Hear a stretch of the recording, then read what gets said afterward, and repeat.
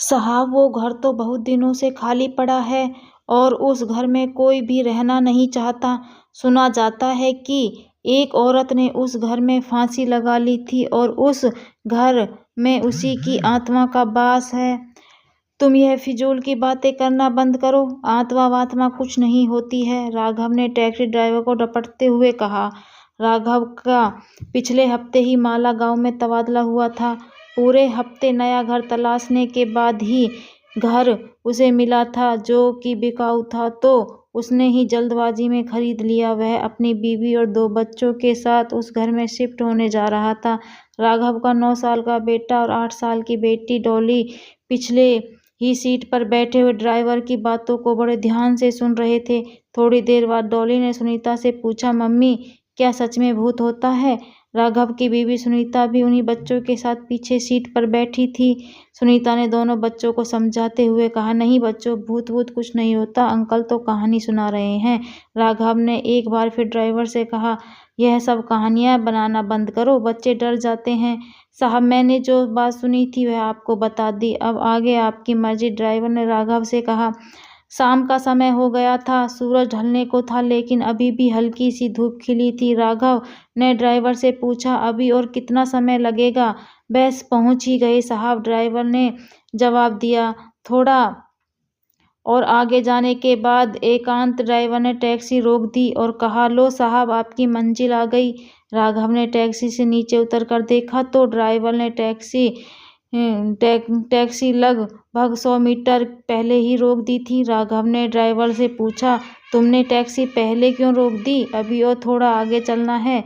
साहब, मैं अब आगे नहीं जाऊंगा, भले ही आप मेरे पैसे काट लीजिए, शाम के समय कोई भी वहां नहीं जाता, ड्राइवर ने राघव से कहा।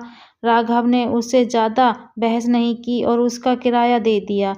ड्राइवर ने अपने दोनों बैग छत से उतार दिए और टैक्सी मोड़कर फिर से रवाना हो गया। सड़क बिल्कुल सुनसान हो गई थी, दूर दूर तक कोई नजर नहीं आ रहा था, सूरज भी डूब। राघव और सुनीता दोनों ने एक एक बैग उठा लिया। दोनों अपने नए घर की ओर बढ़ने लगे। थोड़ी ही देर में मेन गेट पर पहुंच गए। गेट पर जंग खाया हुआ पुराना ताला लटक रहा था। तभी ने जाने कहां से उनके पास एक बूढ़ी औरत आ गई, हाथ में लाठी लिए थी। उसके बाल उलझ रहे थे, चेहरे पर काफी झुर्रियां पड़ी थीं, लगभग 90 साल की तो होगी ही। उस बूढ़ी औरत ने उनसे पूछा, तुम लोग कहाँ जा रहे हो? राघव ने उन्हें बताया, हम लोग तो इस घर में रहने के लिए आए हैं।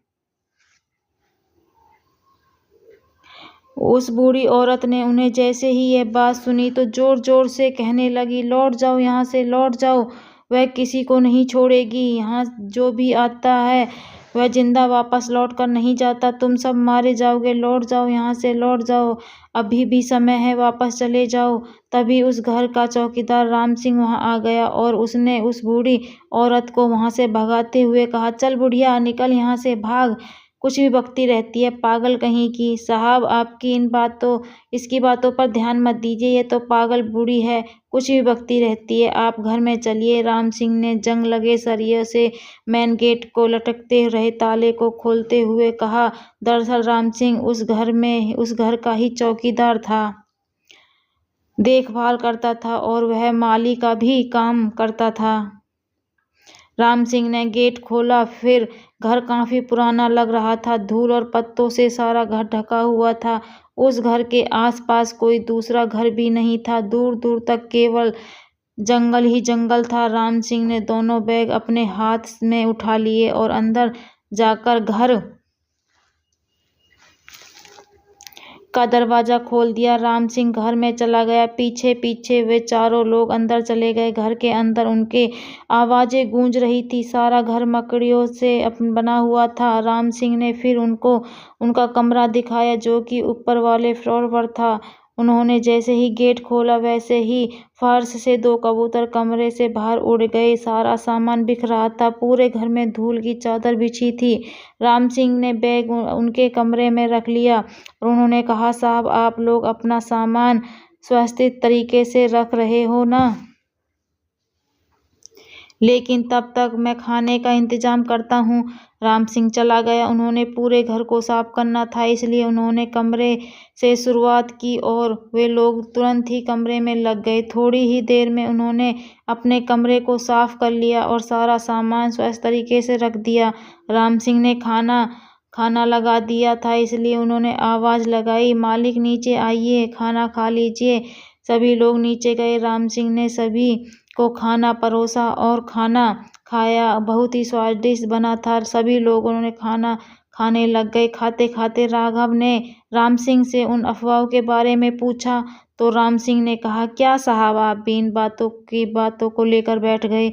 जब वे खाना खा चुके थे तो राम सिंह उन्हें कमरे तक छोड़ने गया। राघव ने देखा कि कमरे के आसपास एक और कमरा था जिसमें बहुत बड़ा ताला लटक रहा था।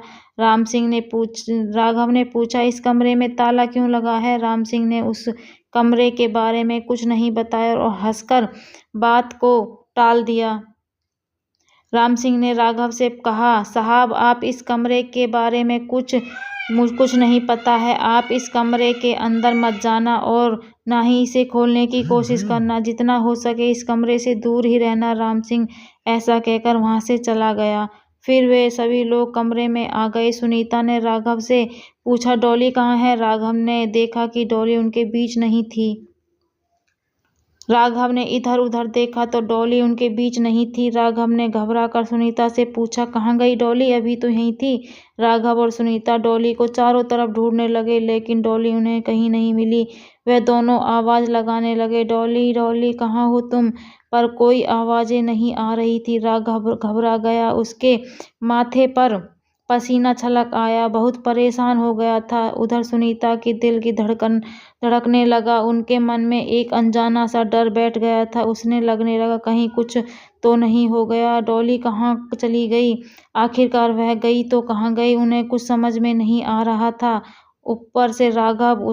अगर आपको इस कहानी का अगला भाग सुनना है तो कमेंट में ज़रूर बताएं।